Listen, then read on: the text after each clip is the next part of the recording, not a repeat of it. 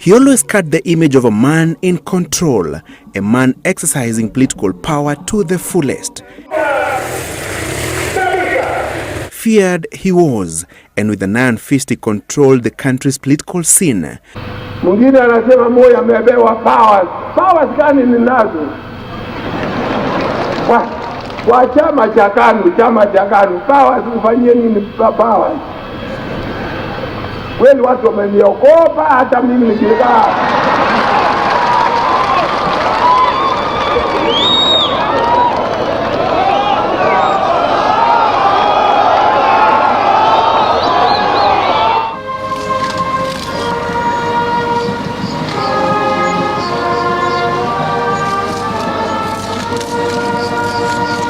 Moi was a master survivor.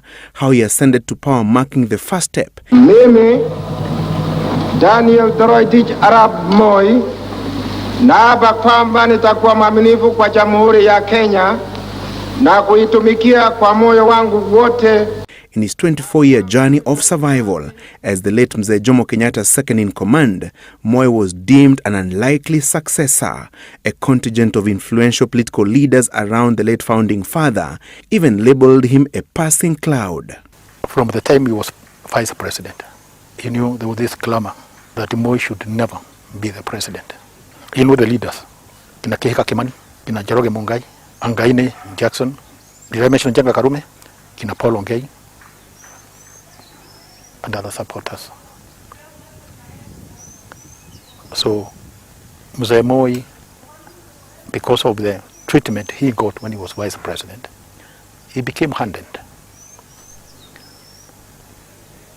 He had a heart of Teflon material, so nothing stuck.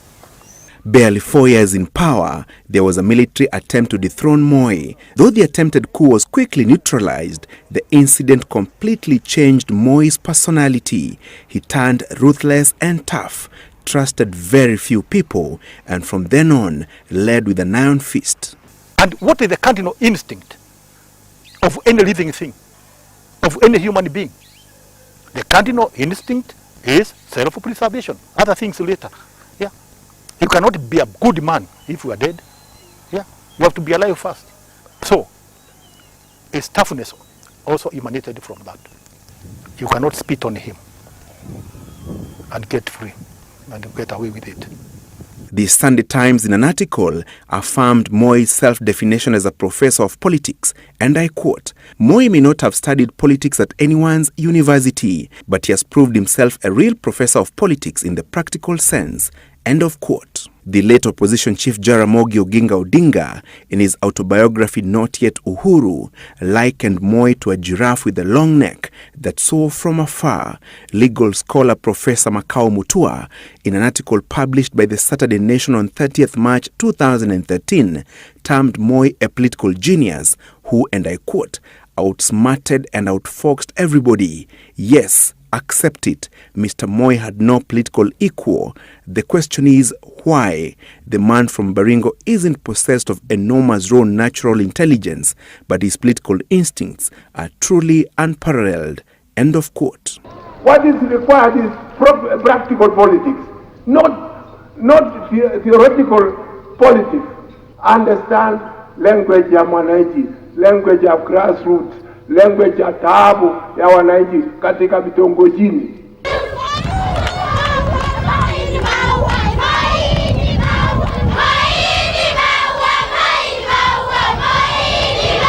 Having cracked down on dissent in 1982, Moi went on to win the 1983 snap elections and retained the seat in the controversy-ridden 1988 Mlolongo polls. But in 1990, the former president's nightmare began. The clamor for multi-party dispensation kicked in, spearheaded by Kenneth Matiba, Jaramogi Oginga Odinga, Charles Rubia, Martin Shikuku, among others. The murder of the then Foreign Affairs Cabinet Minister Dr. Robert Ouko aggravated the situation for Moi.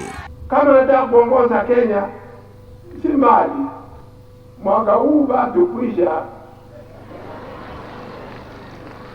Kwa nini haraka? Unaharakisha namna gani? His political acumen was increasingly on trial. In 1991, Moi seemed to be at his weakest, with the opposition brigade piling pressure, and he yielded to pressure and agreed to repeal Section 2A of the Constitution, ending KANU's days as the sole political party and paved the way for multi-party politics. Sisi tuseme kwamba tufungue tuondoe ile section ya katiba ya Kenya ya 2A.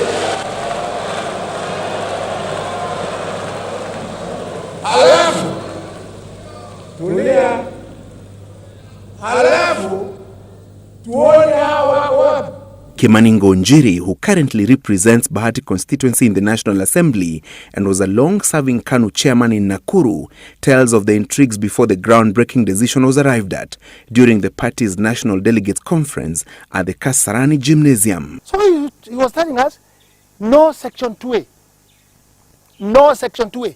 All the chairman and everybody, we went delegated knowing there is no Section 2A. But the man is very clever. After we are given a chance to talk with the chairman, no Section 2A, no Section 2A, everybody will talk. What you will do, the final? After listening to the mood and to the people and the country, to secure this country, we have to give Section 2A. And we who are rejecting, and we are there, we all clap now and start saying now. You see, that's how he was mad. He must come out himself with the solution. As a president, those are the controls he had. Moi kept a firm grip on KANU affairs. At the NDC, he blasted some unnamed party honchos for double dealing. Shida ambayo mlionayo, ijapokuwa mnasema sisi ndani ya KANU kuna mambo kadha, hamjui kwamba ndani yenu wenyewe kuna Ford.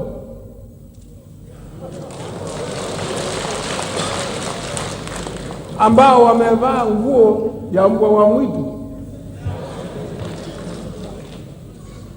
wameingia ndani yenu, na namna ya kutoa ni ngumu, maana inalala kilichoko kikulacho kiko mguoni mwako. A year later, Kenya went for its first general election following the reintroduction of multi-party politics. Moi, in a cunning way, triggered divisions in the opposition team. Forum for Reforms and Democracy, FORD. Kenneth Matiba vied on a Ford Asili ticket. Mwai Kibaki flew the flag of the Democratic Party of Kenya, DP, while Jaramogi Oginga Odinga ran on a Ford Kenya ticket. Moi garnered 1.9 million votes, with the opposition candidates garnering a combined 3 million votes in an election marred by allegations of ballot stuffing and ethnic violence. 2 years later, the clamor for a new constitution that had begun simmering in the 80s returned with a vengeance. The opposition bigwigs, backed by civil society players and university scholars, kept Moi on his toes.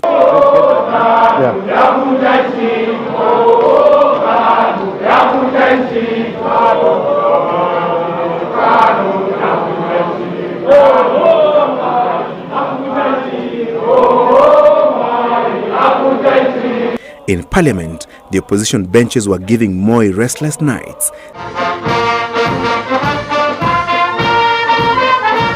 The constitutional reform slogan grew louder each day, amplified by the diplomatic missions in Kenya. Na kusema KANU inataka kuongeza siku. Mnafikiri mimi sitaki kutoka?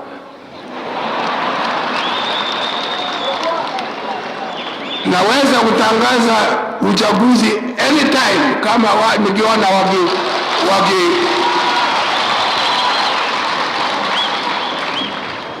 under the present constitution. Ama waseme maneno yao sawa sawa ukweli ulioko. The heightened clamor for a new constitution soon birthed a vibrant civil society grouping that came to be known as the National Convention Executive Council, led by a soft-spoken scholar, Professor Kivutha Kibwana, who would later become the first governor of Makueni County. NCC rallied the country against Moi's single-party rule. They organized conventions to discuss a new constitution and produced a model constitution dubbed the Kenya We Want and translated it into various Kenyan languages. But But when opposition politicians began teaming up with NCEC in the now deafening noise over a new constitution, Moi sensed danger. In a surprise maneuver that would split the political opposition and diffuse tensions in the country, Moi engineered an unlikely political process that came to be known as the Inter-Parties Parliamentary Group Initiative, IPPG. A majority of the political bigwigs that had teamed up with the civil society quickly jumped onto the new initiative and abandoned the quest for a new constitution ahead of the 1997 general election. Nonetheless, IPPG opened up the political space somewhat. Opposition political parties got a concession to nominate their representatives to the Electoral Commission. Political rallies would no longer require licenses, and the state broadcaster was now required to give equal airtime to political parties during campaigns. Some of the agreements were never implemented to the letter, but the professor of politics had once again outfoxed his opponents and went on to win the 1997 election, polling 2.5 million votes against Kibaki's 1.9 million and Raila Odinga's 667,000 votes. And with that victory, notwithstanding claims of rigging and other electoral malpractices, Moi began his exit from the political scene, but not before a series of memorable and significant political milestones, among them KANU's short-lived merger with Raila Odinga's National Democratic Party, NDP. Kama KANU na NDP naungana, KANU nakuwa na nguvu.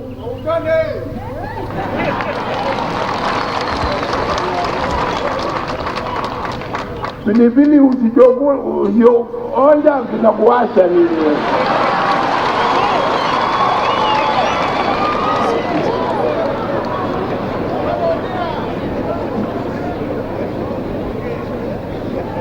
Mtu anataka kutisha, mtu hata wakani kwenda kotini, huwezi kustaki chama chako.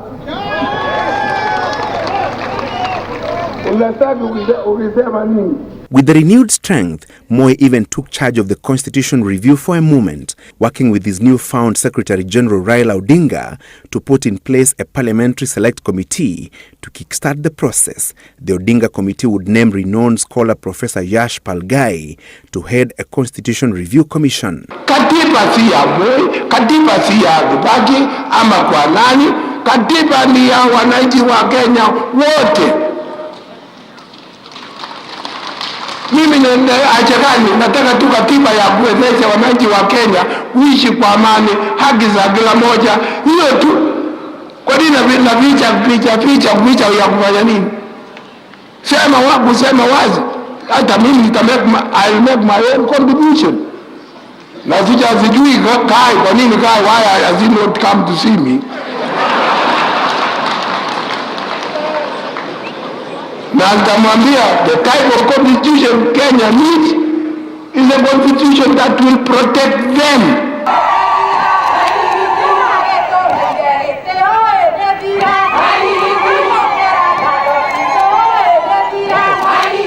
Moi sent the clearest signal yet that he was exiting the political stage, shifting focus to who would be his successor in the Jogoo Party. Nitaondoka kwa siasa ya moto mina kwa raia mwema, lakini wale wanaozingatia kuongoza, msiweke Kenya chini, msiweke msingi wa siasa zenu kwa chuki. Kama yuko mtu ametukana mimi namsamehe,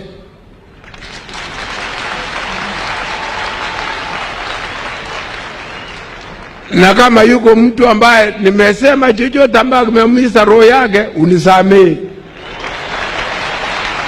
Moi sidestepped senior KANU leaders and opted for a political greenhorn, Uhuru Kenyatta, as his successor and KANU's flag bearer in the 2002 presidential race. That decision marked the turning point in KANU's 50-year reign. Huyu makamu wa rais ni rafiki, lakini urafiki, sikieni, urafiki ni tofauti.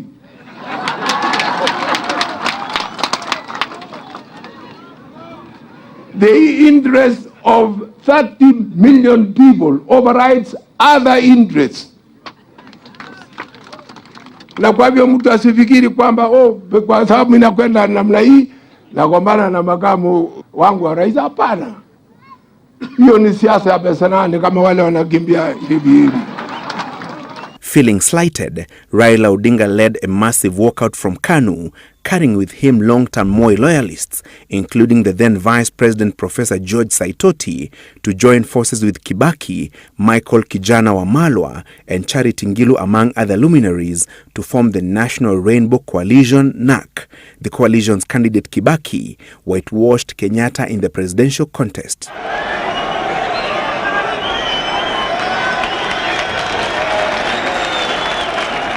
Finally, the curtains came down on Moi's 24 years, 4 months, and 8 days in power. Once he handed over to Kibaki at Uhuru Park, Moi began his journey to Kabarak, signifying a smooth transfer of power. I thank you for following me all right to my home. Have tea, if you have not had tea. And the professor of politics is no more. Was he a dictator or a disciplinarian? Watu walikuwa wanasema Moi alikuwa dictator. Lakini hawakufahamu kwamba discipline si dictatorship. Singeweza kuruhusu kila waziri kusema yake, mwingine kusema yake. Was he a hands-on leader or a control freak? The jury is still out, but friend and foe alike admit that Moi evoked fear, loyalty, love and hate in a potent mix that Professor Makau Mutua aptly captured in an article titled Why Former President Moi is a Political Genius that was penned for Saturday Nation, published on 30th March 2013. He said, and I quote, "The man is simply a political genius. That's because he has combined patronage and political wizardry in more potent combinations than any other Kenyan leader, dead or alive." Francis Gashuri, Citizen TV.